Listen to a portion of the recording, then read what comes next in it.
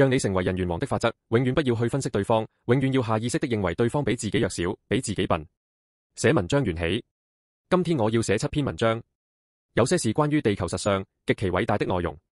有些是關於愛情和金錢的對現實生活極度有用的內容，我就一個一個慢慢寫。現在是第7篇，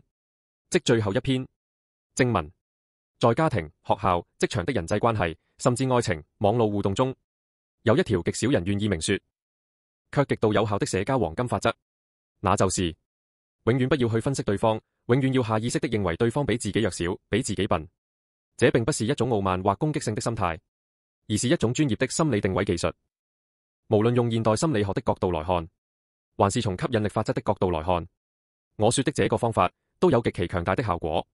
一、從心理學的角度，高地優勢與潛意識服從。心理學研究指出，在互動中佔據心理高地的人，也就是更加自信、氣場強大，覺得自己對的那一方，往往會自動的影響、干涉，甚至引導他人的判斷。這是一種真實存在的現象，並非什麼操縱手段、吸引壓力。舉個例子，很多實力一般的渣女渣男，吸引到男神女神，還把男神女神騙得團團轉，就是這個原因。再來一個例子，當你知道一個傻子豈堪而再和你講話，你是不是在一瞬間就能自信起來了？這就是為什麼那些盲目自信、強勢的人總比理性客觀、禮貌沉穩的人過得幸福。這也是為什麼考慮不周的男性總比心思細膩的女性更容易佔據主導權。懂？因為這些贏家都是預先覺得對方比自己笨，比自己弱小，而那些輸家也全是預先覺得對方比自己聰明，比自己強大。二、從吸引力法則的角度，你相信什麼，什麼就變成真的。根據吸引力法則，當你相信對方比你優越、更聰明、更厲害的時候，就抬高他的能量，降低你自己的能量。就算實際上你的本事比他強大，但是你也會因為你的自我懷疑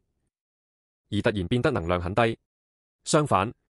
你如果提前認定他就是比你笨、比你弱、逼你無能，那你只會吸引來對你不恭不敬、超級重視的人，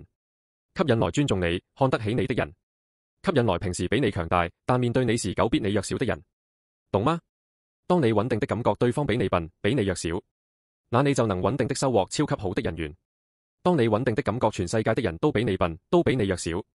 那你就是世界之王，全體地球人類都會愛你、尊敬你、信任你、崇拜你、支持你、依附你。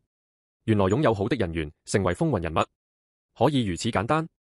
就是永遠不要去分析對方，永遠要下意識地認為對方比自己弱小，比自己笨。屠龍解說，震撼人心。屠龍術 YouTube。